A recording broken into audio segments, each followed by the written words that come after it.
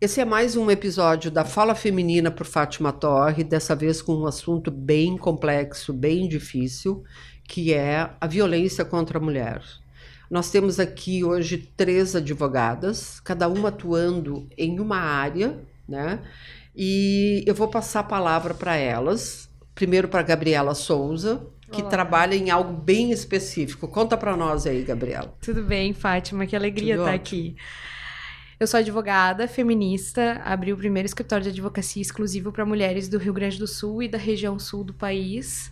Atuo com perspectiva de gênero na busca de uma mudança de um pensamento social para que as mulheres tenham direitos garantidos, como diz a nossa Constituição, mas a gente sabe que é tão complicado. Eu também sou sócia da Escola Brasileira de Direito das Mulheres, que é uma escola de pensamento crítico feminista para também capacitar advogadas em todo o país a lidarem com a perspectiva de gênero em seus mais variados campos de atuação. E buscando, assim, então, uma atuação ampla, né? E, além disso, eu também sou professora secundarista e consigo aí conversar com a juventude, trabalhar esses assuntos também dentro do âmbito aí mais da nada escola. Da formação. Eu sou professora do primeiro ano do ensino médio. Olha, que bacana. Já começa ali na... E isso, já começo ali. É muito interessante ver como o direito ele é algo natural das pessoas, que apesar de não terem um pensamento jurídico formado, eles já têm uma lógica de pensamento e conseguem discernir o que é certo e o que é errado, o que está na nossa Constituição. E aí a gente pensa sobre como é fácil aplicar isso. Se até a juventude consegue, por que a gente tem que estar aqui hoje falando de números tão difíceis para as mulheres, né? É, perfeito. E a Paula Borges, que trabalha também em parceria com a Gabriela Souza, né? Isso. Conta um pouco para nós. Então, é um prazer estar aqui com vocês. Como a Fátima introduziu, eu trabalho com a Gabriela. A gente atua, né, conjuntamente nessa questão da perspectiva de gênero. Então, para mim, é muito importante esse trabalho que eu desenvolvo no escritório. Antes da pandemia, eu desempenhava uma outra dinâmica no direito, que era direito estatutário. Então, tinha completamente diferente, mas essa demanda, ela já me chamava. Eu recebia de forma constante pedidos de ajuda na internet e até que acabei encontrando a Gabriela nesse caminho. Tu recebia pedidos de ajuda para entender como é que funcionava Sim, isso? Com o trabalho no Instagram, as pessoas vão tendo dúvidas, né? Então, às vezes, indicação, olha, tá acontecendo uma violência doméstica com tal pessoa. E aí eu dizia, não, pode me chamar então, e aí dava essas coordenadas para conseguir estancar, né, essa violência naquele momento. Isso via o teu perfil no Instagram. Olha que loucura. E foi algo que me surgiu e me despertou, porque muito embora eu já fizesse, né, desempenhasse esse trabalho de certa forma e direcionando para os canais, né, também especializados, era uma demanda que me afetava, porque eu tenho a questão racial, né, enquanto uma mulher negra, então as questões institucionais e, enfim, o racismo é inerente, né, a minha cor chega primeiro, né, antes de eu ser uma mulher, a minha cor acaba chegando primeiro. Então, era um aspecto que me motivava, e estar com a Gabriela desempenhando esse trabalho é muito importante, né? Essa questão de acolhimento, de direcionamento, né? De uma expectativa que se tem de justiça, e eu acho que o direito ele é uma ferramenta muito importante para essa mudança. A gente vai indo, né, a passos bem devagar, mas a gente vai conseguindo. Mas a gente já andou um pouco, né? Claro. Imagine que uma outra época nós não nos reuniríamos para falar disso, né? Sim. E nós temos aqui a Carolina Espina, que atua numa área complementar, não é? A das gurias. E aí, Carolina? Bom, então primeiro uma satisfação incrível estar aqui, Fátima, recebi o teu convite com muito carinho, porque nós mulheres, a gente precisa de espaço de fala, né? Fiquei muito feliz de encontrar a Gabi. Aí eu e a Gabi nos conhecemos, né, Gabi, há muitos anos, acho que desde criança, né? A Gabi é mais nova que eu, então ela regula de idade com meu irmão. Então nós tivemos a oportunidade de estudar na mesma escola e tal, te conhecer também, Paula, o quanto é importante o espaço de inclusão das mulheres negras, porque eu sempre digo, na minha condição de mulher branca, já é difícil. imagina na condição de mulher negra, né? Então, eu acho que a gente também tem que ter muita cautela quando vai falar dos problemas do feminismo, principalmente quando envolve a mulher negra, porque com certeza o espaço de vocês sofre ainda mais restrição, né? Então, eu tô muito feliz de saber que a gente tem diversidade aqui, ainda que sejamos todas mulheres, ainda que a gente tenha a questão do gênero feminino aqui muito forte, nós temos a diversidade, e isso é muito importante, é o que se busca no nosso país. Diferente das meninas, eu sou uma advogada trabalhista, tá? E sou professora também, universitária há muitos anos, e na verdade eu me considero advogada trabalhista e não estou aqui me colocando nem de um lado nem de outro, porque por muito tempo eu fui advogada de empresas, e aí surge a necessidade de entendimento das empresas sobre a necessidade de inclusão das mulheres no mercado de trabalho, que a gente sabe que lamentavelmente, muitas das violências que as mulheres sofrem nos dias de hoje é justamente porque elas sequer têm um espaço digno no mercado de trabalho. Então, o primeiro ponto de conscientização é esse. A necessidade que as empresas têm de entender que a mulher, ela não é um ser desprezível porque ela é engravida. Faz parte da natureza e as empresas têm que entender isso. Esse é o ponto número 1. E hoje eu me encontro muito mais numa condição de advogada de trabalhadores e trabalhadoras. Né? E aí vendo a outra perspectiva, como o mercado trata essas mulheres, né? Seja a questão de idade, seja a questão física, seja a questão da maternidade, como é que o mercado de trabalho vem recebendo essas mulheres? Como é que as empresas tratam as mulheres? E como é que as empresas tratam as mulheres hoje? Assim, a gente vê que mesmo tratando da pequena empresa ou da grande empresa, os preceitos machistas são exatamente os mesmos. Qual é a diferença elementar? É que, claro que numa estrutura maior, nós conseguimos ter uma inclusão maior de pessoas, e hoje grandes empresas têm se preocupado muito com a diversidade. Então, elas criam, inclusive, comitês de diversidade, em que a gente vê a inclusão de mulheres, a inclusão de negros, as pessoas que são do movimento LGBTQIA+, né? Então a gente começa a ver uma preocupação das empresas nesse sentido. Que é uma preocupação ou hoje é uma exigência mundial e legal do próprio mercado? Eu acho que exigindo uma modificação. É uma questão de nós estarmos inseridos numa cultura politicamente correta. Então as empresas sabem que se elas investirem nisso, elas vão ganhar selos de reconhecimentos mundiais de empresas que atendem a essas perspectivas globais de inserção das pessoas no mercado de trabalho. Esse é o aspecto número 1. Mas eu posso garantir para vocês que tem muitas empresas que, se pudessem, elas de fato contratariam apenas homens brancos engravatados. Hoje há uma mudança de cultura também, porque nós estamos encarando, por exemplo, com os crescimentos das startups, um rejuvenescimento do mercado de trabalho. Então a gente vê hoje empresas que são geridas por gente jovem, pessoas de 20 e poucos anos, 30 e poucos anos. E dessas empresas jovens, como é que se dá o preconceito? O que eu vejo é que aí mudou um pouco a perspectiva, e eu sei porque eu atendo essas pessoas. Mudou um pouco a perspectiva porque hoje é um pessoal mais descolado, né? Eu digo, eu, por exemplo, que vou fazer 40 anos, eu ainda tenho muitas pessoas que estão com certas amarras. Mas pessoas que são 10 anos, 15 anos mais jovens que eu, elas já partiram de uma outra premissa de crescimento. Então elas já enxergam a realidade social de uma forma diferente.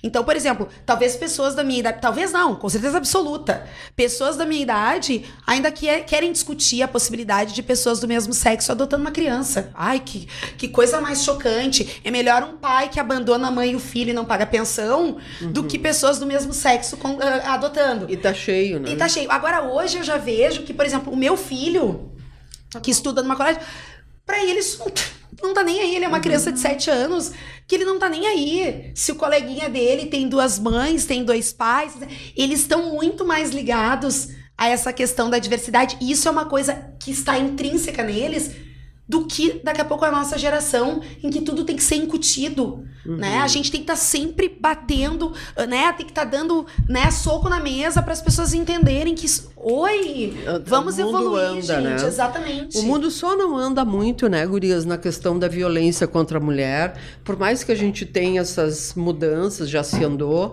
mas e a gente tem leis, né? Tem leis, tem os comitês os desejos das empresas também de melhorar, mas não adianta, tem uma hora que a gente volta lá para o medieval, né? Isso...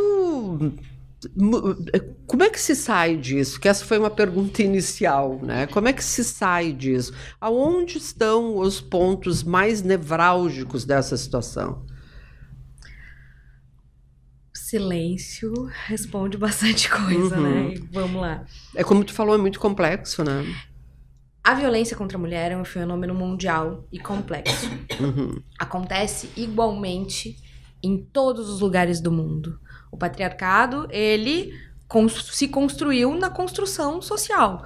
Então, conforme foram sendo feitas as leis, essas leis foram feitas para os mesmos homens que hoje todas as empresas contratariam. Homens brancos, engravatados, enfim. Essa é a história do mundo. A gente tem direito no Brasil, mais especificamente, trazendo agora para aqui, para nossa realidade, há menos de 200 anos. E quando eu falo a gente tem direito, eu falo de mulheres brancas. Sempre fazendo esse recorte interseccional que é fundamental para qualquer debate de direito das mulheres. E como que a gente resolve uma história de nãos? Porque a história das mulheres é uma história de negativas de direitos.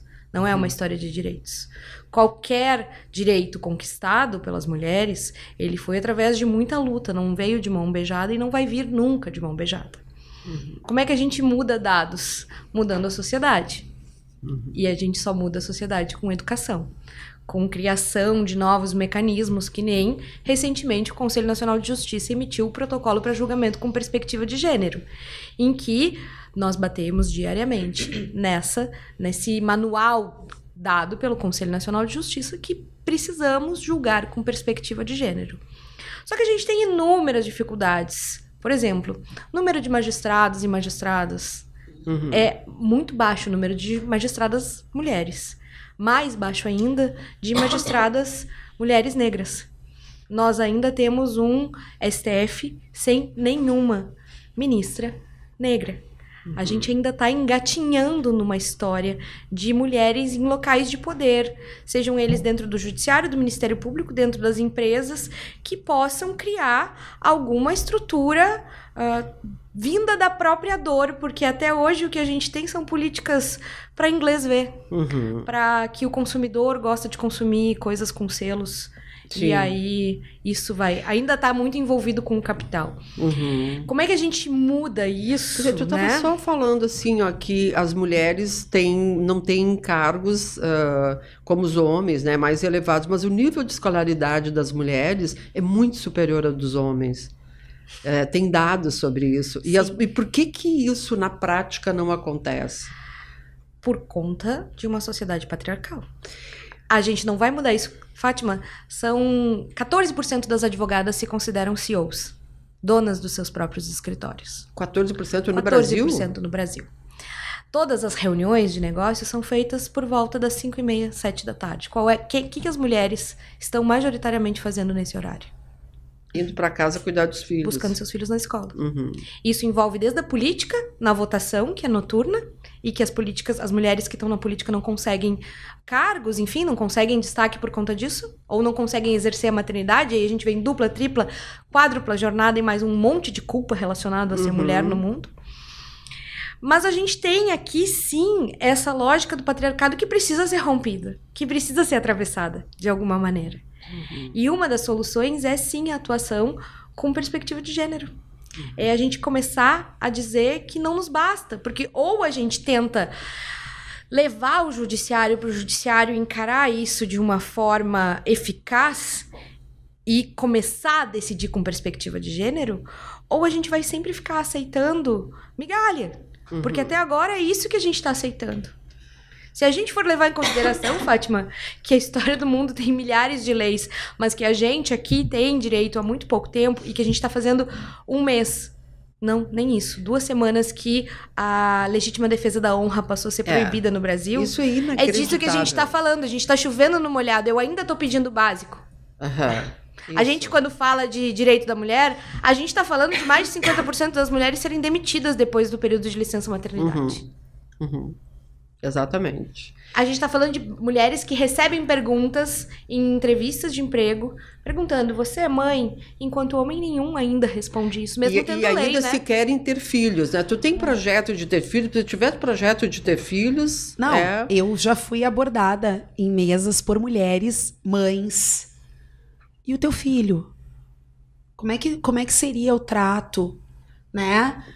Aí eu disse, olha, eu gostaria que o meu filho não participasse dessa conversa, porque o meu filho não tem nada a ver com o que está acontecendo aqui. E a propósito, eu sempre trabalhei, né? E o meu filho já fez parte de todos os projetos, de todas as coisas, né? Então eu vejo que as pessoas, às vezes, quando querem te propor algo, elas acham que tu não vai dar conta, porque tu é mãe. Agora, sim, é interessante isso que tu tá falando, porque o filho tem que estar ali. Sim, ele tem que estar não do jeito que está sendo abordado, mas assim, é como se assim, a gente não pode dizer que quer ter filho, a maternidade é um problema, né? Então, assim, ao contrário, se é uma mulher que está sendo contratada e uma mulher que está em momento de reprodução, enfim, isso tem que ser levado em conta pelas instituições. Cara, o juiz não tem mãe, ele veio da onde? O deputado veio da onde? Né?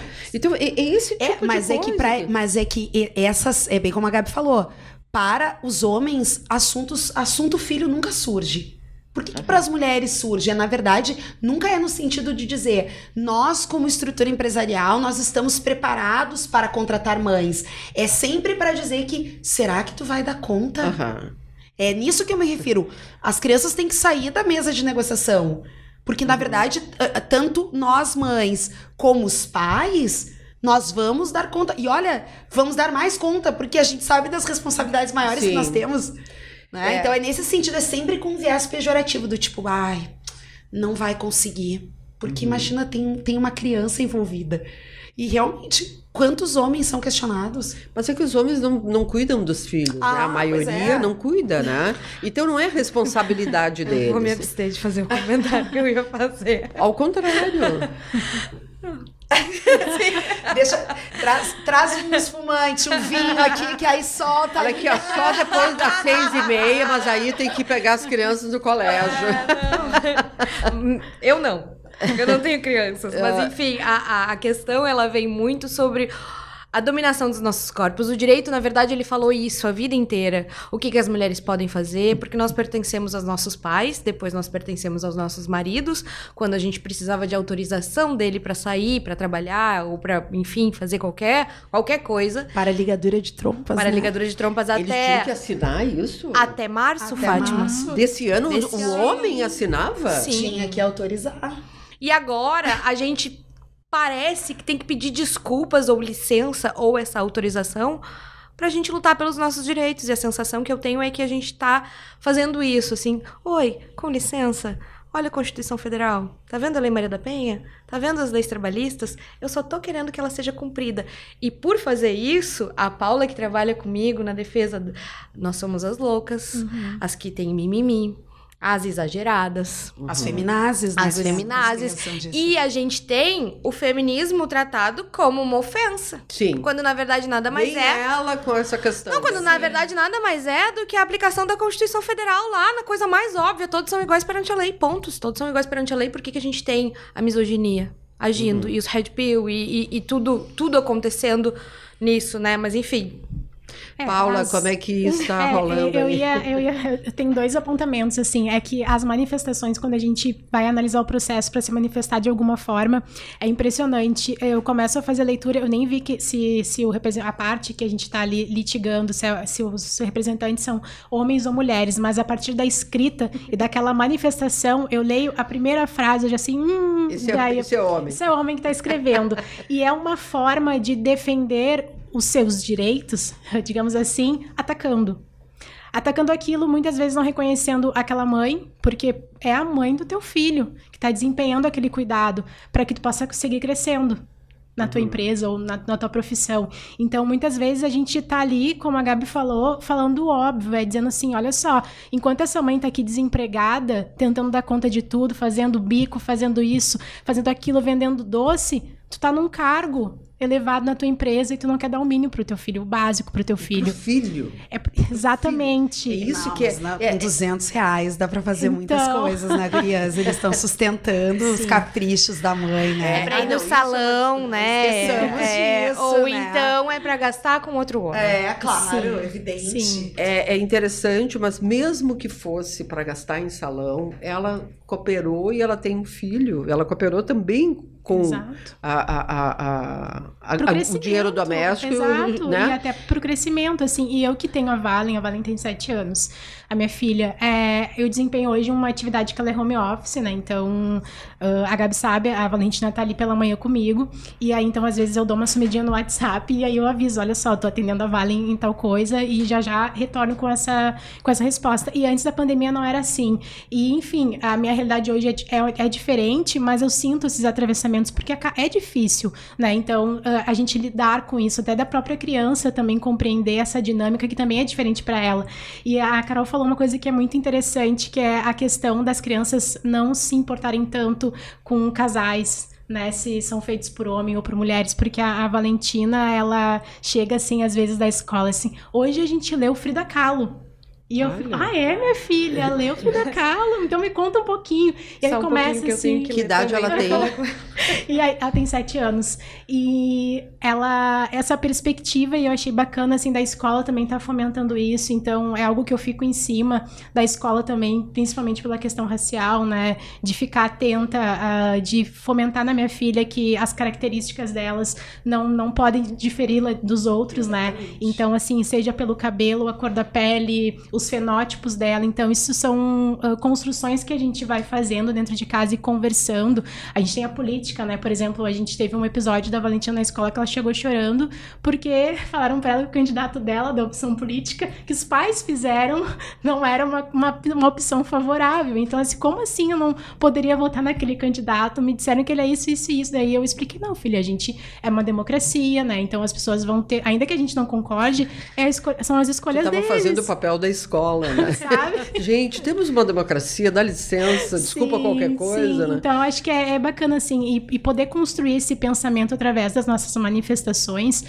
nos processos de tentar evidenciar que a gente está pedindo o básico e defendendo aquilo, protegendo, porque isso é uma coisa que a gente, desenvolvendo o trabalho, a gente percebeu, é muito importante quando a gente está discutindo, por exemplo, o direito de família, evidenciar para o judiciário que a gente está visando a proteção da criança, que é aquilo que a gente está falando é para a criança, porque senão... Fica sempre uma mulher contra um homem. Exato. E aí aquele magistrado que ele tem 70 anos, né, não fazendo uma crítica, mas assim, que não está aberto a essa discussão e a essa questão do protocolo, a gente pega e anexa o protocolo, diz, olha só, precisa atender. A gente chama das lentes do escrutínio, né? Precisa tirar essa venda. Sim. E olha para isso com atenção. Então é um trabalho muito bacana, assim, que eu sou muito feliz de desempenhar. E assim, tu falaste na velhice, né? Velhice não de idade, mas da não estar aberto aos novos aos movimentos, né?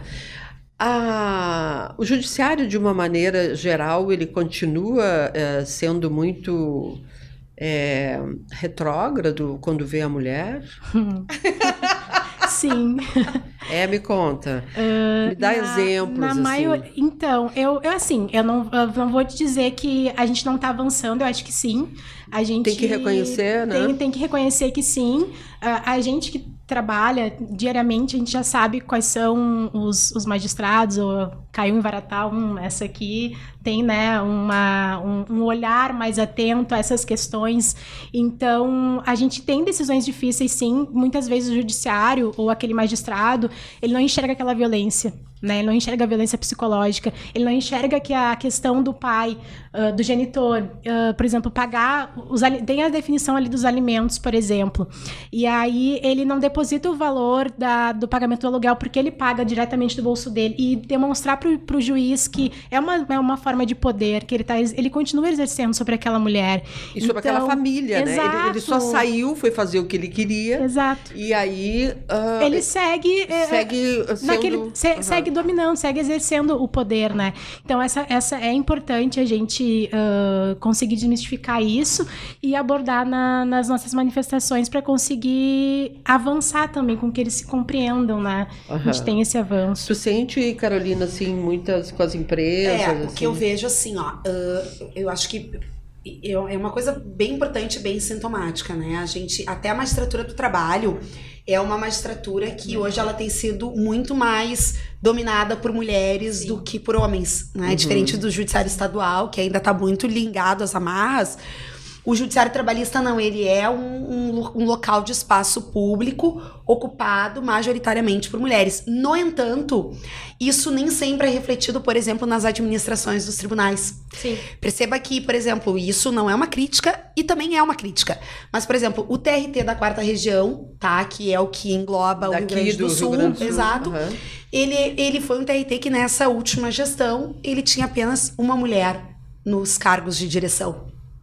E tu sente que mudou quando o trabalho estava sendo levado? O que eu vejo, tá? Então, a primeira perspectiva é essa. A gente tem, por exemplo, no judiciário trabalhista, então, um viés mais feminino, mas isso não se retrata sempre, isso é importante as pessoas saberem, em julgamentos com perspectiva de gêneros. Sim. É muito triste perceber, inclusive, que a gente identifica magistradas que tratam muito mal advogadas em detrimento de advogados. E por que isso acontece? Porque a gente tem um mito da mulher perversa, que é o que eu chamo sempre. Coisa mítica.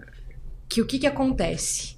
Por conta de toda essa narrativa patriarcal, a gente foi espremida dentro de uma caixinha de que a mulher deve ser bela, recatada e do lar. Sempre. Não importa o que aconteça, a gente tem que ser grata ao que o homem nos ofereceu. Uma mulher que busca o judiciário, ela parte de um imaginário, de um mito, de que é perversa. Ou porque tá querendo vingança, ou porque tá querendo dinheiro. E isso é errado, uma mulher querer dinheiro. Onde é que já se viu uma mulher querer dinheiro? Onde é que já se viu uma mulher abusada querer uma indenização por reparação do dano? Ou porque ela tem algum objetivo de prejudicar este pobre homem, afastando ele dos filhos, com essa ideia de que a mãe aliena parentalmente os filhos, afasta, ou que ela vai registrar uma falsa denúncia de violência doméstica, como se fosse a coisa mais fácil registrar um boletim de ocorrência de violência doméstica. É difícil? Depois nós vamos falar sobre isso. Emocionalmente dificílimo. Quando a gente fala assim, basta registrar, a gente não sabe o que a gente tá falando. Mas se parte de um princípio do judiciário de que essa mulher, ela tem objetivos muito arrogantes, na verdade, né? Sabe? E maldosos, que ela quer prejudicar o homem. Por isso que ela tá fazendo isso. E enquanto a gente não desmistificar essa ideia de perversidade da mulher que busca seus direitos, a gente não vai mudar esse pensamento jurídico. E as mulheres no judiciário, elas também concordam com essa abordagem. Sim.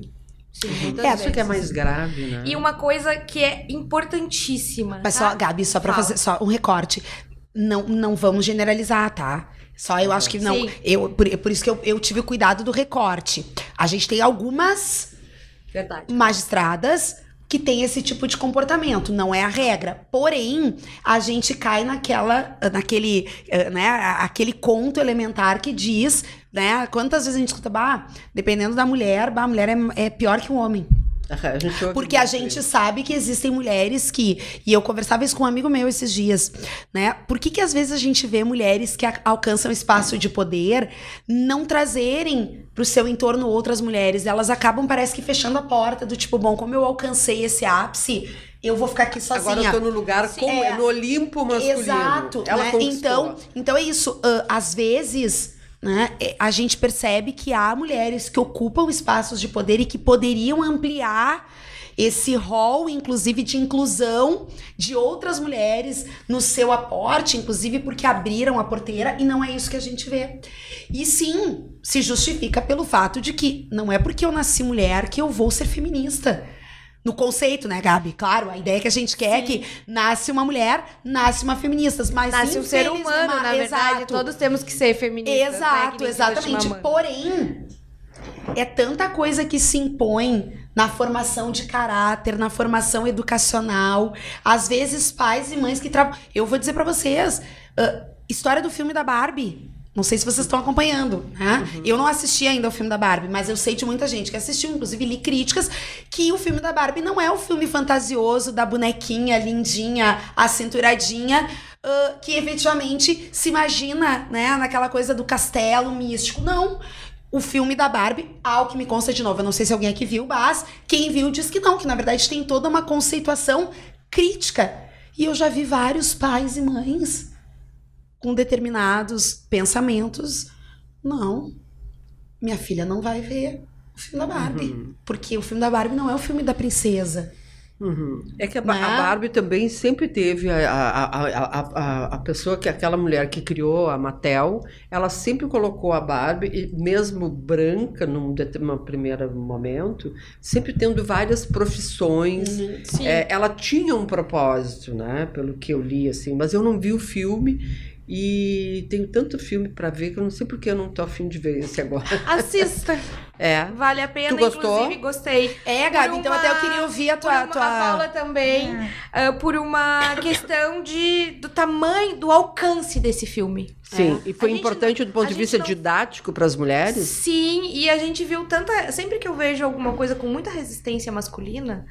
Aí é que desperta. Eu acho interessante. Eu ouvi relatos de mulheres que se perceberam em relacionamentos abusivos no filme da Barbie. Opa. Que saíram do filme e terminaram com o namorado. Opa, então já valeu. Assim, é uma proposta interessante. Eu não gosto de dar spoiler, mas eu acho que sim. Eu quero voltar um pouquinho na questão que a gente estava falando da narrativa da mulher perversa, porque eu quero fazer uma pergunta para vocês. Se um homem sofre alguma violação ao seu direito, o que ele faz imediatamente? Ele busca o seu direito. Por quê? Porque ele sabe que tem direito. Se uma mulher sabe que ele será bem... Se uma mulher...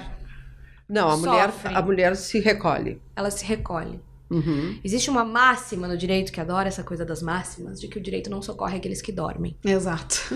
Como é que é? Explica um pouquinho. O direito não socorre aqueles que dormem. Isso significa que tu sabendo dos teus direitos, tu tem que agir. Se tu opta por não agir... É um problema teu. É um problema teu, em síntese, sem palavras jurídicas e sem juridiquês. E o que acontece? Porque a gente vivia num mundo patriarcal, os homens foram educados que eles têm direitos. Se eles sofrem qualquer violação, eles ligam para a equipe jurídica deles e em 2 dias eles têm 4 processos judiciais com uma equipe judicial de homens engravatados, mandando notificações extrajudiciais e fazendo tudo, e falando de dinheiro, e sentando na mesa e vamos negociar e pronto. Uma mulher, quando sofre uma violação, e eu digo violações seríssimas. Exemplo. Estupros, violências sexuais. No ambiente de trabalho, assédio sexual. Imediatamente elas se recolhem. As mulheres que sofrem violência no trabalho, elas sofrem um impacto fortíssimo. Porque a gente está pronta para sofrer violência em qualquer lugar. Mas a gente foi ensinado que o nosso trabalho vai nos dar independência. E que se eu tiver o meu trabalho, eu não vou sofrer violência doméstica. Porque eu vou ter meu dinheiro, eu vou ter minha independência, ninguém vai poder mandar em mim. E aí, quando eu sofro uma violência no lugar em que eu tô com a minha guarda um pouco mais baixa, isso é absolutamente desestruturante. Não tem lugar seguro. Mas assim, no trabalho, eu vejo, acho que a Paula também vê, no trabalho eu vejo assim, poxa, aqui não podia ter acontecido. É aqui que eu vou mudar minha vida, que eu vou dar uma vida melhor para os meus filhos, que eu vou me proteger de algum relacionamento abusivo. A Paula tá atendendo agora o caso de mais de uma mulher que sofreu assédio de um mesmo homem, de várias formas, e a mulher, ela se recolhe, como tu disse, ela pensa. Ela vai pensar se o judiciário vai julgá-la. Coisas que homens não pensam. Que nem em entrevista de emprego. Existem 10 requisitos. Se o homem... Foi feita uma pesquisa que homens, se preenchem 3 requisitos, eles mandam o seu currículo. A mulher, se não preenche os 10, ela nem pensa em mandar o currículo dela. Então, quer dizer que a gente tem uma carga que é exaustiva e que envolve, sim, em mulheres buscarem defesa jurídica, em mulheres saberem dos seus direitos, e em mulheres optarem o que eu vejo acontecer muito nessa linha de frente da advocacia real, né? Essa do enfrentamento da militância. Eu vejo mulheres que chegam em mim depois do crime ter prescrito. Eu vejo mulheres que... sofrem violências imensas e levam os filhos dela embora, e que elas, por muito medo de que aconteça algo pior, não fazem nada. E quando vê, a gente já... Aí o magistrado pergunta por que demorou tanto, né? Ou então a ideia, né, Gabi, de minimizar, né, o comportamento. Porque às vezes a gente escuta histórias absurdas e a mulher sempre, ela tem aquela narrativa achando, ai, que nem foi, ai, não, mas não foi tão grave ele assim. só me empurrou. E foi muito grave, né? Sim. Muito grave. Isso que a gente está falando, nós temos um post hoje sobre o homem que subiu no carro da ex, ficou no capô e foi assim, bateu, foi super, enfim. Fizeram BO e a mulher retirou. A ex-mulher retirou. Então, assim, por que... É uma continuidade disso que tu tá falando. A Paula tem... Então, vamos lá, Paula. Então, eu não cheguei a ver a notícia, mas eu entendo muito que é essa questão da nominação, né? Que é presente, do que essa mulher vai ter que abrir mão, do que ela teve que abrir mão. Exatamente. Sabe? Então, nas questões de assédio é o que acontece, né? Esse caso que a gente está atendendo, são 3 mulheres, 2 foram demitidas de forma injusta e irregular, né? Após sofrerem assédio, e quando eu atendi, logo que aconteceu, o primeiro acolhimento que a gente faz é aquela mulher se questionando, a mulher se culpando, né? Aquele choro de culpa e de eu preciso do emprego e o que eu faço? E aí, então, assim, é isso que o sistema faz com a gente, né? Eu, por exemplo, nas questões de racismo, assim, que eu já passei, eu já fiz entrevista,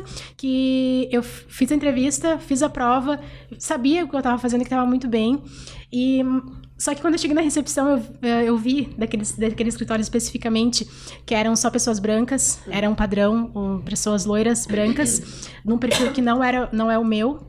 E eu já pensei, será? Mas a gente sempre fica se questionando e deixa aquele pensamento, aquele pressentimento que a gente tem para depois, né? A gente não ouve a intuição ou aquilo que a gente sabe. E dei seguimento, fiz a entrevista e fiz a prova, e o advogado que me entrevistou, quando eu terminei, ele falou assim, nossa, tua prova foi maravilhosa, mas talvez a gente não possa te contratar por uma questão, e eu já sabia que era racial, e ele não precisava falar, a gente sabe. E ele falou? E aí ele falou, ele não falou que era uma questão racial, mas ele deixou subentendido.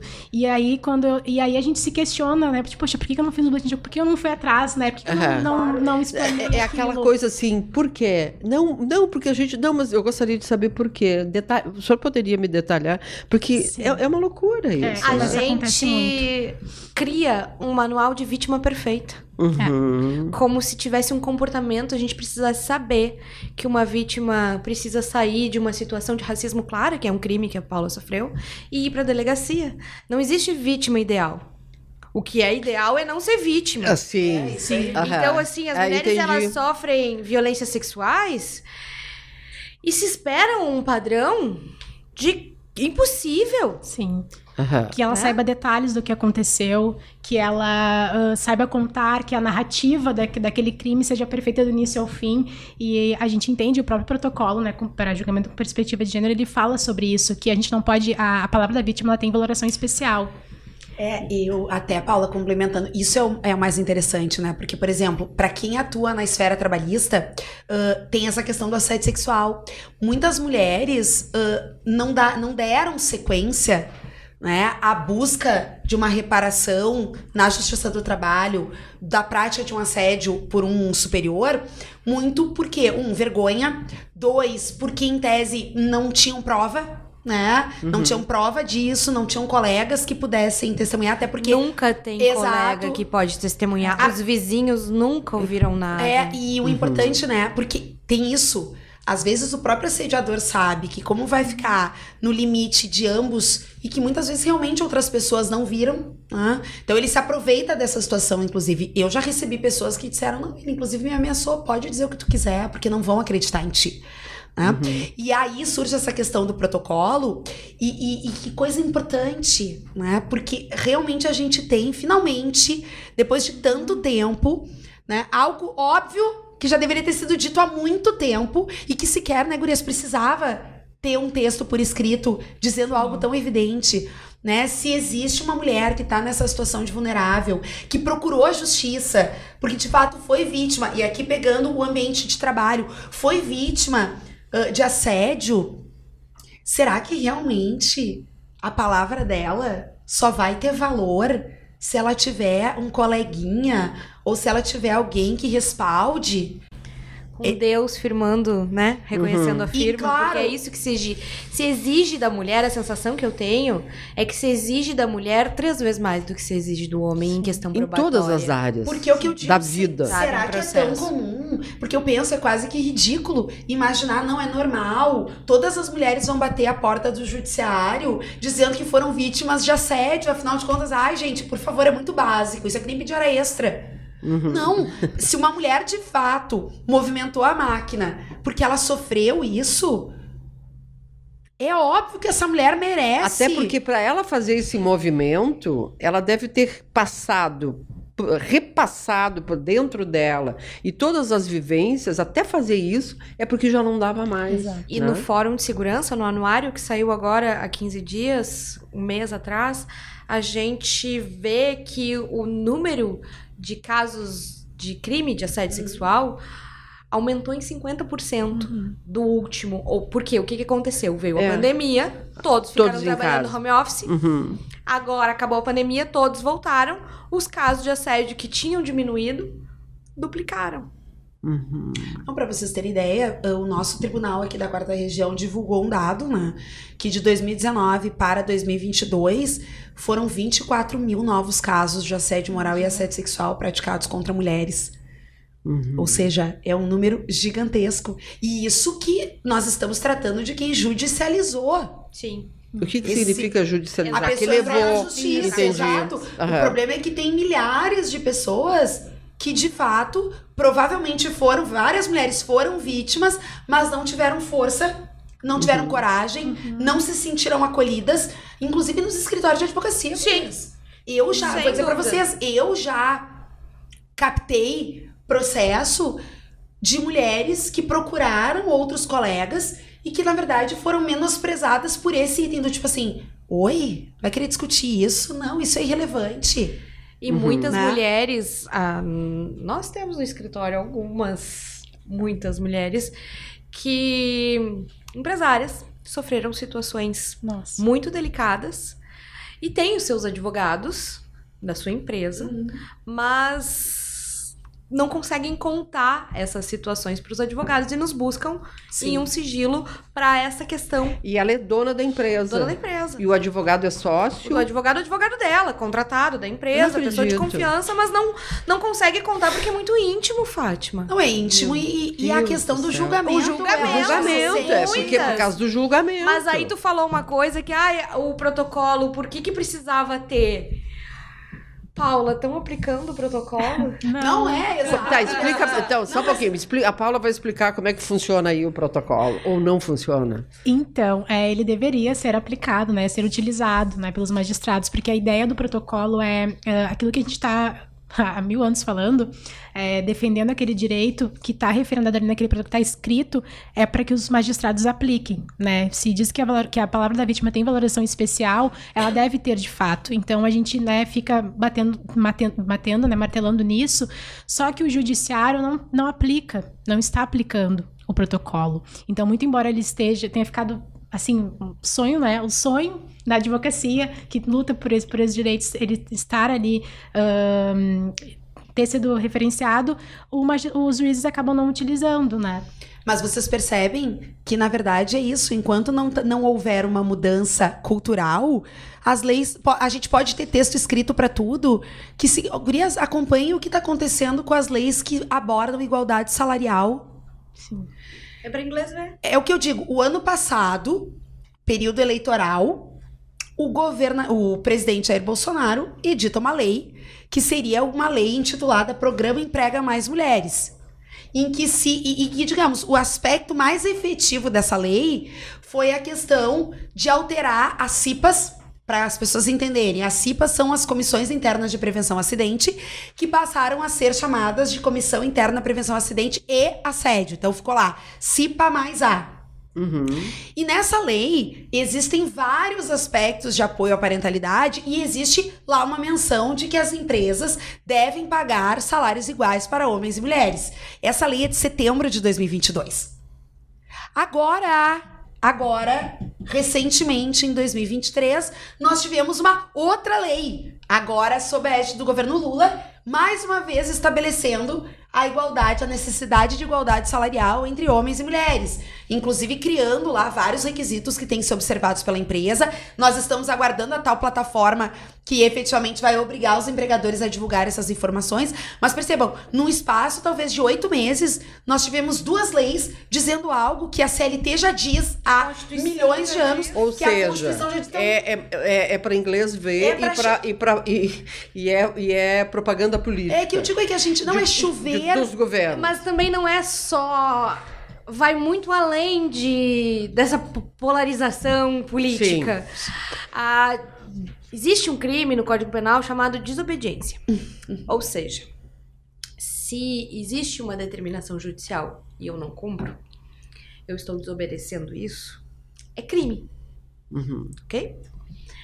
Com a Maria da Penha, que fez 17 anos agora, semana passada, ela trouxe, e ela sofreu uma grande e importante modificação recentemente para ampliar muitas coisas muito positivas. E eu sou bem contrária a tantas modificações na lei. Eu acho que não tem que mexer nessa lei. A gente tem uma das melhores leis de gênero do mundo. Então a gente tem que preservar ela, até porque a gente sabe que tem muitos interesses de enxertar coisas não positivas dentro de leis, como a Lei Maria da Penha, que a gente deve proteger. E aí, em um determinado momento, foi necessário criar um artigo que diz, o 24A da Lei Maria da Penha, que diz que o descumprimento de medida protetiva é crime. A gente já tinha o crime de desobediência. Não precisava disso.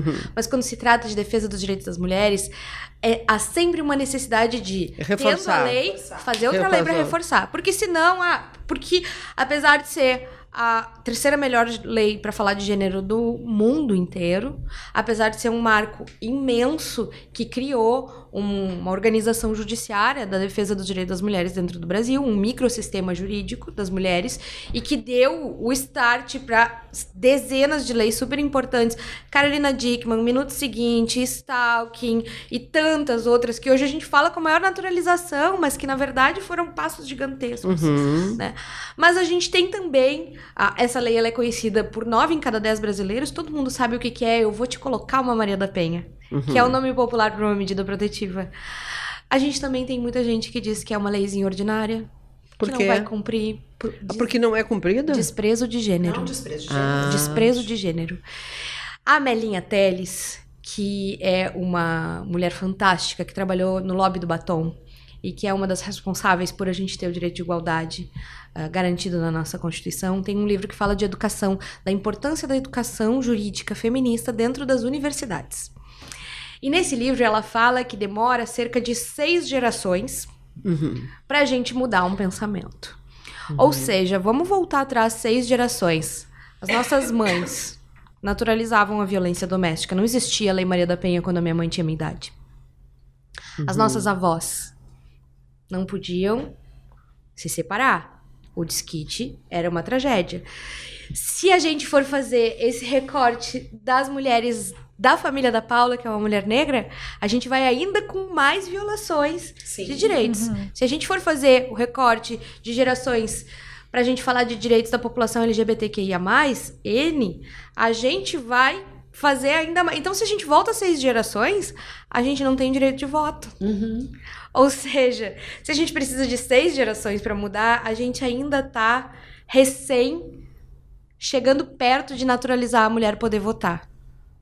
E a gente tem um problema dificílimo em candidaturas laranjas, ausência de mulheres na política. O Brasil ocupa a vergonhosa posição 132 no ranking de participação feminina na política. E aí a gente se submete a homens brancos, héteros, engravatados e tudo mais, fazendo leis pra gente. Tu falou que as mulheres, elas são maioria no país, maioria na advocacia, maioria. Por que a gente não vota em mulher? O que falta? Por que a gente não vota em mulher? Porque falta educação. Exato. A gente precisa começar a falar, e aí a gente precisa falar que nem um relógio sabe? Um rádio quebrado na mesma... Precisa falar.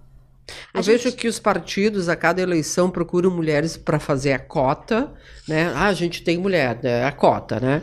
E aí as mulheres não... por um lado, as mulheres não querem. Eu pensei, por quem é que quer fazer esta política? E tem uma coisa importante que é a gente falar. A Paula é comunicadora, além de estar na fase jurídica, Paula. Mas quando ela fala, né, Paula, sobre a questão de as pessoas perguntarem, a gente ainda precisa falar dos tipos de violência. Exatamente. Quais são os tipos de violência? Me ajuda aí. São vários, mas os mais...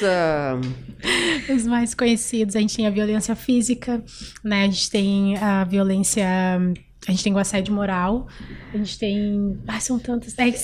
Física, psicológica, moral, patrimonial, sexual, Qual é a mais comum? A psicológica. A psicológica. A psicológica. Que, inclusive, é tipo penal. Há 2 anos, violência psicológica é crime. E a gente precisa o gaslight, né? Não, violência psicológica diminui a autodeterminação de uma mulher. Né?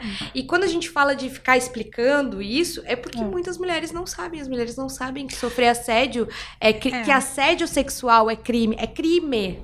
As mulheres não sabem que podem registrar um boletim de ocorrência, que além da responsabilidade criminal, tem a responsabilidade civil. Ou seja, muitas pessoas registram ocorrência e deixam um boletim de ocorrência lá na delegacia e diz, pronto, registrei. Não sabe que vai virar processo penal.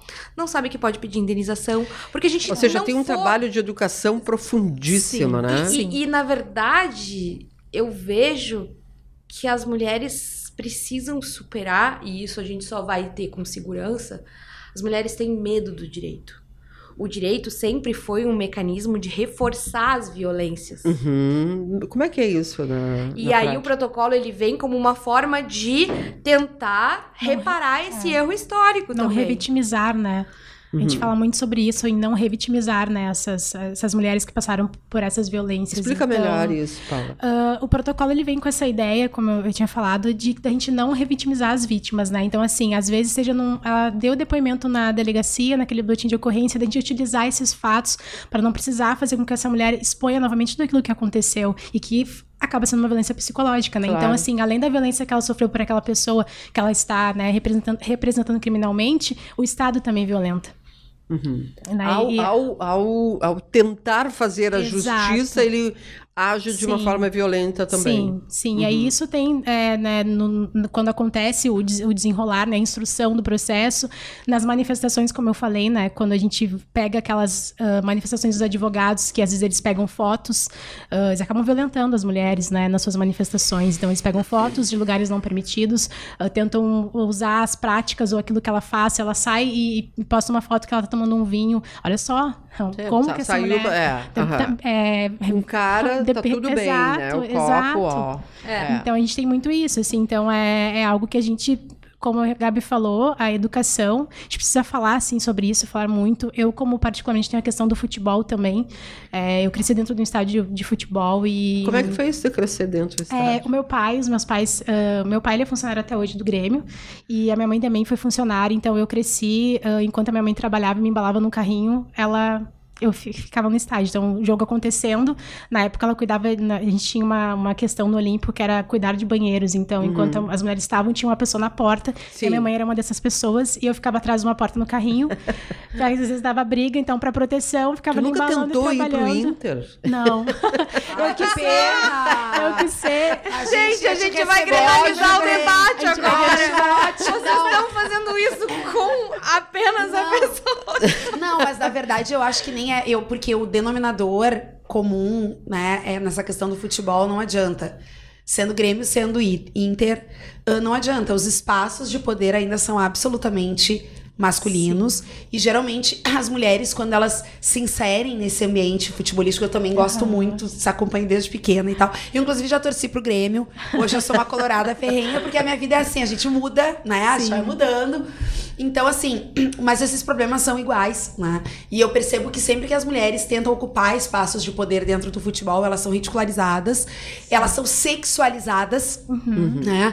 Acho que agora na Copa do Mundo Feminina isso ficou muito evidenciado quando o Cazé, que é um super comunicador da área do esporte, gente, ele teve que fechar o chat da transmissão, tamanhas as aberrações de manifestações dos homens com misoginia, sexismo, vulgaridade e tal. É que também os caras ficam escondidos, há uma covardia, né? E é uma diferença, um abismo entre os salários dos homens e os salários das mulheres. Exato. Sim. Entre a qualidade que se dá e a dedicação que se dá aos homens e a dedicação que se dá às mulheres. Mas Veja bem, essa foi a primeira Copa que as mulheres foram viajar pra Copa num voo fretado.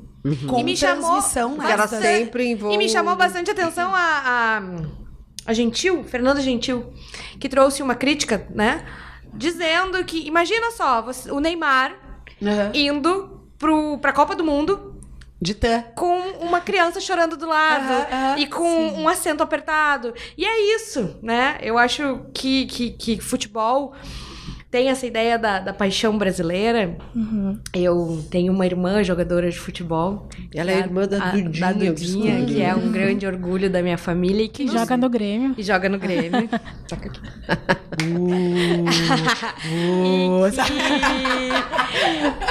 E que trouxe pra minha família também essa questão. Porque a gente escutou coisas de uma criança que já gostava de jogar futebol. Desde pequenininha de ela estereótipo joga. de gênero. Não, minha irmã joga bola desde os 4 anos. E joga muita bola. Mas a gente escuta o estereótipo de gênero. Claro. Desde o clássico. Mas ela vai gostar de mulher. Exatamente. sim, É, claro. vai ser sapatão. Aham. Como se isso importasse qualquer coisa e se Sim. isso fosse alguma ofensa, Sim, inclusive, sim. né? Ou então, quando a mulher fala que gosta de futebol, então me diz assim, a seleção da Eslovênia 1958. sabe, cara? O que é impedimento? Como se a gente não tivesse exato. capacidade. E a bola- Impedimento e que tu vocês, narra, né, Paula? homens, fazem com a gente. Eu narrei uma vez, eu participei de um jogo da Copa do Brasil, que foi logo que surgiu um aplicativo. Ai, não vou lembrar o nome agora, mas enfim, eu narrei já um jogo, fiz os comentários. Na verdade, eu não narrei, eu fiz os comentários daquela partida. Foi bem bacana. Enfim, o Márcio Chagas, que é o exato, Sim, ele tava sim, junto, sim. então a gente fazíamos comentários juntos. E eu comento futebol no BSF Gaúcho, que é uma página que Conheço. só mulheres comentam Muito sobre legal. futebol. E a gente também, às vezes, somos atravessadas Sim, por essa imagino. questão de comentários. A gente faz as lives e os homens, ou aqueles fakes que estão ali, eles simplesmente querem nos testar e mandam coisas absurdas na caixinha de perguntas. E aí, às vezes, a gente vai ignorando, a gente vai criando essa casca, assim, né? Mas é importante, assim, falar sobre. Eu penso que a minha relação com o Grêmio, muito embora meu pai seja funcionário, eu conversei com o Marcelo Carvalho, ele é o idealizador do Observatório, né, Discriminação Racial, e ele, logo que teve o caso Aranha no Grêmio, que, enfim, o caso de racismo com Aranha, ele implementou esse trabalho de base de educação, né, antirracista no Grêmio. E quando eu fiz uma live com ele agora na semana, na última, acho que mais ou menos um mês, eu questionei ele e falei, como que faz... Como que foi o projeto? O que tu levou pro Grêmio e fez para mostrar, para conseguir educar Como é que ele essas pessoas? conseguiu? Como é que foi isso? E ele explica assim, apresentou o projeto, mas a gente não vai, ele não foi lá para falar com os jogadores que já estão no profissional, porque esses jogadores para ele não interessa. Eles já têm a concepção deles formadas, eles cresceram ouvindo o empresário ditando para eles o que deveria ser feito ou não, e aí seja numa escolha afetiva, enfim, mas foi com os guris da base. E aí ele fala que eles deram aquela palestra para eles, né, mostraram as formas, e é muito importante que os clubes estejam atentos também com as portas abertas. E aí o Marcelo trouxe um dado que foi o seguinte, eles fizeram essa palestra com esses meninos durante um tempo, durante um período, e teve um jogo que um dos guris sofreu racismo. E aí ele denunciou pro clube, o Grêmio deu todo o suporte para ele, e ele foi agradecer ao Marcelo. Ele falou, se isso não tivesse daquela palestra, e tivesse falado que eu tinha tais caminhos para seguir, provavelmente eu fosse relevar, porque a gente naturaliza as violências, né? Então... Faz parte. Né? Exato. Então, assim, eu acho que o falar, né? Às vezes aqui estamos em 4 mulheres aqui, né? Eu sou mulher negra. Então, talvez assim, vocês 3 falem coisas que eu já falei. Mas aí as pessoas, às vezes, elas têm mais atenção quando pessoas brancas, quando mulheres brancas falam sobre aquilo. Então, isso também é um dado importante a se levar em conta. E aí a gente vai para os outros mecanismos, né, que a gente tem das outras instituições, assim, de se compreender a importância desses espaços, da gente, né, dar voz, conseguir atentar, porque às vezes quando a gente denuncia qualquer violência, o judiciário é um exemplo disso, né, a gente tá ali o óbvio, tem a foto, tem os fatos, a ocorrência de fato. E às vezes a gente tem essa negação de direito, isso acontece também com o racismo e com as formas de experiência, né? Eu tenho um podcast também, né? Aproveitando para falar que eu acho que é muito importante quando tu falou da narrativa, né? E de existir da narrativa, a gente sempre fala isso também, nós enquanto população negra, da narrativa do negro único, né? E isso às vezes acontece. Claro. Porque a gente também, quando a gente faz essa crítica, a gente também tem que pensar o que essa pessoa também passou para chegar lá, né? Então, se eu tô sofrendo aqui nessa camada, nessa base, aquela pessoa também sofreu. E o que leva ela, não digo a fechar a porta, mas seguir sofrendo, porque ela segue sofrendo essas violências, né?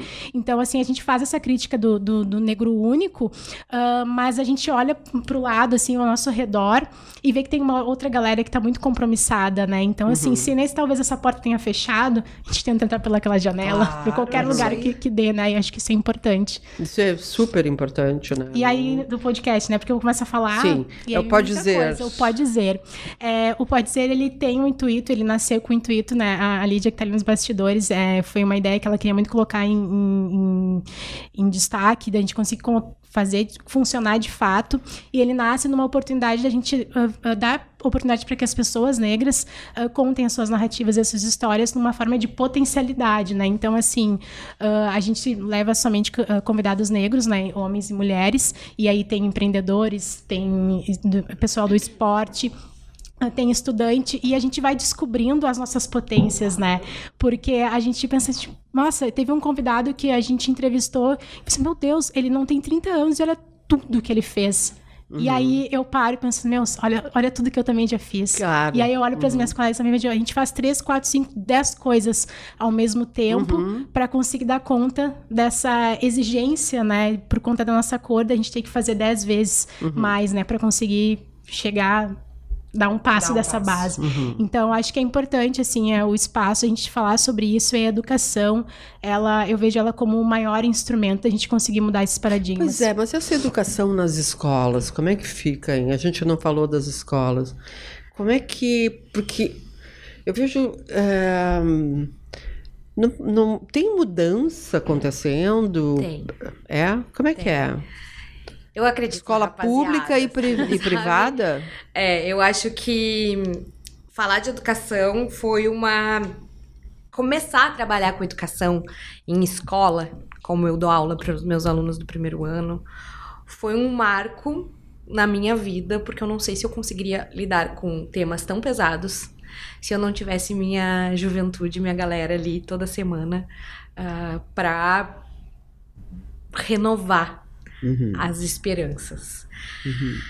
Essa galera... É colégio público? Colégio privado. Privado. Aula no unificado.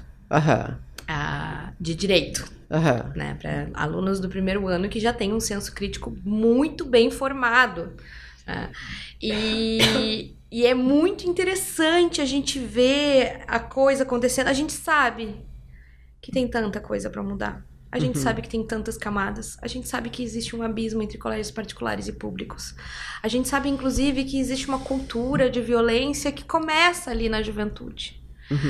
Quando a Lei Maria da Penha completou 15 anos, há 2 anos atrás, e ela debutou, eu me dei conta, quando eu fui dar uma entrevista, que existem meninas, que existe toda uma geração que passou a vida inteira protegida pela Lei Maria da Penha, que tá começando a namorar e que sabe o que é violência doméstica.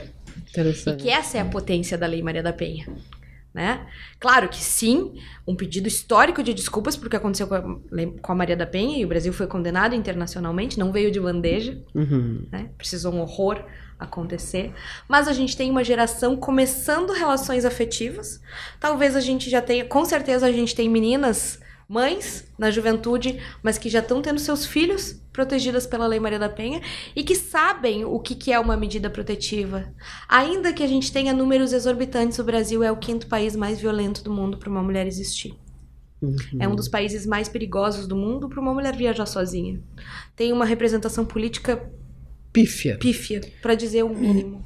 A gente sabe que tem muita coisa para melhorar, mas a gente sabe que tá vindo as futuras gerações, né? Quando eu sou pós-graduada em Direito Ambiental, mas tem um dos princípios do direito ambiental que eu uso muito na defesa dos direitos das mulheres, que é a transgeracionalidade dos direitos. Eu defendo o meio ambiente hoje para essa e para as futuras gerações. Eu defendo as mulheres hoje para essa e para as futuras gerações. Eu não posso só defender e cuidar do meu planeta, sim. Porque as futuras gerações vão ser afetadas. Assim como eu também não posso cuidar só das mulheres agora e não cuidar das meninas. E eu vejo uma mudança importantíssima quando a gente fala de educação, e já tem lei. A gente tem muitas leis. A dificuldade não são as leis. Lei temos. A gente tem dificuldade em aplicação. Mas que fala sobre a obrigatoriedade da educação com perspectiva de gênero, de ensinar a Lei Maria da Penha nas escolas, em todos os níveis, que nem, gente, não é difícil de aprender. Todos nós vivemos os anos 80 e 90. Todos nós passamos pela experiência de andar em carro sem cinto de segurança. O que fez com que a população mudasse? A lei. Não, a multa. A multa, perfeito. O cumprimento da lei. A multa. É. O que falta a gente entender e começar a aplicar? Multar as empresas. Indenizações judiciais. Mexer no bolso. Porque o patriarcado, ele se sustenta em duas coisas. Exercício de poder e dinheiro. A gente tá querendo mexer essa lógica em que a nossa sociedade tá calcada aqui. A gente quer fazer isso aqui. Pode ser que, né, vire. A gente vai mexer nisso.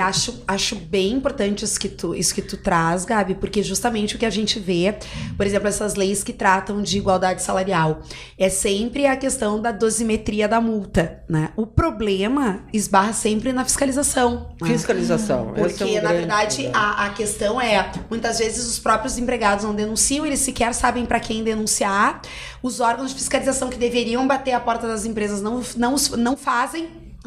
E aí é como a gente diz, tu tem ali realmente penalidades que parecem que vão gerar uma consciência coletiva e social no âmbito empresarial, e não é o que acontece, né? Se a gente pensar na própria ótica de hoje terem mudado a CIPA, na verdade, as disposições legais, elas não estão ali à toa. É porque justamente tu cria um mecanismo para que as empresas possam se defender no futuro em eventual processo que envolva, por exemplo, discussão de assédio. Exato. Então, se a empresa tiver uma CIPA mais bem formada, com cursos, com qualificação, etc., a empresa vai conseguir fazer a demonstração de que não é possível que isso acontecesse, porque a gente tinha todo um planejamento. Então, também tem isso, é para evitar que doa no bolso no momento de fazer o pagamento das indenizações. É algo positivo no sentido de conscientização, se a gente levar para aquele conceito lúdico, sim, mas a gente sabe que por detrás também se encontra este pressuposto de, de alguma forma a gente tem que proteger essa empresa que fez tudo certinho e hoje está sendo, processada na justiça por conta do ato de um preposto seu. E isso que tu falou manda ele embora e tudo se resolve. Exatamente. E tem que doer no bolso, porque eu já vi caso de um homem que descumpre medida protetiva. Sim, descumprimento de medida protetiva é crime. O que a gente sabe? Descumpriu, vai preso. Mas aí o judiciário, tadinho. Oi, agressor, para de descumprir medida protetiva. De novo. De novo. Aí faz uma audiência. Poxa. Então, assim, a prisão a gente sabe que é a última coisa. Né? E eu nem vou entrar na discussão de encarceramento aqui no Brasil, porque senão a gente tem outro podcast pra falar disso, porque são muitos. Mas o fato é, quando é que esse ofensor parou de descumprir? Quando na esfera civil se pediu multa diária. Isso, exatamente. Pelo descumprimento. Isso é perfeito. A gente precisa começar a usar a estratégia, porque na verdade esse jogo foi jogado por homens a vida inteira. Então a gente precisa falar de dinheiro. A gente precisa falar que a mulher tem que querer indenização. Ai, Gabi, mas eu não quero... Tudo bem, vamos já indicar uma ONG pra receber. Mas vamos cobrar. Exato. Tudo bem, paga a tua advogada. Não tem problema nenhum. Vamos usar o dinheiro pra quê? Vamos começar a usar essa linguagem também. Porque a gente tem que usar essas estratégias, porque a gente tem que começar a fazer um ativismo cupim. corroendo de dentro do sistema. Não adianta eu dar de frente, entende? Sim. Eu preciso entrar no sistema judiciário, no meu caso, advogado, e mudar ele, corroer ele, para que ele comece a lidar com perspectiva de gênero. E há uma base boa de mulheres trabalhando nisso? Há uma base boa.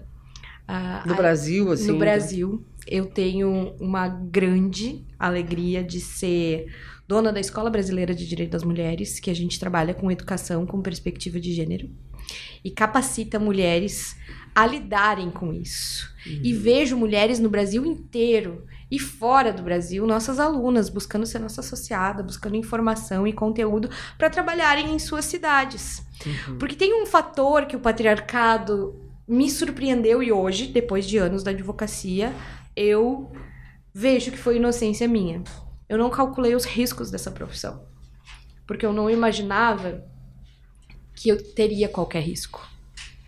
Era só defender, só agir. Eu imaginava que sendo advogada, e eu acho que, não sei, Paula, se tu já tinha sofrido algum tipo de situação assim, Carol, não sei se... Mas quando eu me coloquei publicamente a favor de defender mulheres, eu me coloquei publicamente em risco. Desde que eu abri o meu escritório, eu já fui ameaçada inúmeras vezes. Já tive mais de uma medida protetiva. Já se naturalizou o que hoje a gente fala de lawfare de gênero, que é o direito usado como arma de fogo contra as mulheres. Sejam elas as mulheres vítimas, que recebem muitos boletins de ocorrência, falsa denúncia, e, enfim, violências processuais. Sejam as suas advogadas defensoras, como nós, em que o próprio ofensor, vendo que as advogadas são uma rede de apoio dessa mulher que está querendo romper um ciclo de violência, ele passa também a violentar as advogadas, ele passa também a ameaçar, a abrir processos éticos disciplinares, a cobrar explicações. Dá um exemplo, assim, de um processo disciplinar que eles possam... Fazer uma denúncia na OAB. De mal... De qualquer coisa. Pedir explicações na esfera criminal. Eu já fiz isso, mais de uma vez. E na primeira a gente se desespera. Eu vou perder meu OAB, eu não vou poder mais... Depois a gente começa a entender, e olha que violento naturalizar a violência. A entender que isso faz parte do risco da atividade. Eu já fui ameaçada de morte algumas vezes, e não acho isso bacana. Né? Não tem em uma das vezes, me colocaram num site de swing. Advogada do sexo. Eu tava 30 quilos mais magra do que eu tô hoje. E dentro de uma terapia, hoje eu vejo que muito do que eu engordei também foi para me fechar. Te proteger. Talvez. Porque eu tinha emagrecido muito e tava... Mandaram uma mensagem pro Tribunal de Justiça dizendo que iam cortar o meu... Sempre é uma coisa de ódio. Sempre não é assim, sabe? Sempre eu vou cortar a tua cabeça e jogar em algum lugar. Ou sempre eu vou te denunciar pra OAB e tu vai ver. Ou tem advogadas que juntam fotos da advogada dentro das peças judiciais. Eu já defendi uma mulher que o caso foi público e que em outro processo foi anexado que eu era advogada daquela mulher para tentar criar uma ideia negativa sobre mim. E isso eu não calculei. Porque eu jamais imaginaria que sofreria esse tipo de violência, porque eu também fui advogada trabalhista antes de abrir meu escritório. E trabalhei em outros escritórios e eu estava protegida. Eu sou advogada, minha função é essencial à justiça desse país. Mas quando a gente começa e se coloca num lugar de defender os direitos humanos, a gente está no país mais violento do mundo para uma pessoa que defende os direitos humanos. Que mais mata. Nós temos a Marielle, que foi assassinada. Nós temos diariamente milhares, né? Diariamente milhares não, mas a gente tem no Brasil números horrorosos. São terríveis. Gurias, olha... Muito legal, a gente ficaria até aquele horário de buscar as crianças na escola e da reunião dos homens, né? Então, assim, eu quero agradecer vocês muito. Precisaria muito mais tempo, né? Porque cada manifestação de vocês daria, como tu falou, um podcast, né? Eu agradeço muito. Convido vocês a assistirem. É fantástico que essas mulheres falaram.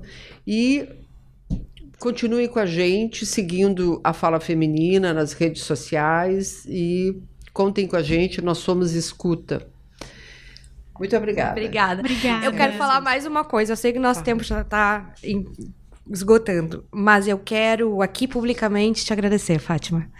Quando eu abri meu escritório, tu foi a primeira pessoa a olhar pra mim e dizer que ia dar certo. É mesmo. E me chamou pra almoçar. E eu jamais vou esquecer isso. Porque a gente precisa de... A gente chegando no lugar de poder, a gente chegando onde a gente tem acesso, a gente tem que trazer outras mulheres. E é muito importante isso. E essa é uma memória que eu vou trazer. Porque eu disse... Naquele dia que tu me chamou pra almoçar, eu disse, não, se a Fátima me chamou pra almoçar é porque ela viu alguma coisa, então eu não vou desistir. Então, é isso que a gente tem que fazer com outras mulheres e eu quero te agradecer. Muito obrigada. Boa! Muito bom. São as mulheres abrindo espaço para outras mulheres. Exato. É isso. Enquanto a gente não se der conta de que realmente eu acho que aquela frase é sintomática. Ninguém larga a mão de ninguém, sabe? Uhum. Se realmente houver uma consciência disso, gente, ninguém nos derruba. Esse é o ponto. É sobre isso, né? É sobre isso. Então tá, gurias, valeu. E que ano foi aquilo? Há 7 anos. Jura? 6 anos. Eu sei da Fátima. Foi 2017. E uma sobe e puxa a outra, né? É isso. Tem que ser isso. Tem que ser sobre isso, né?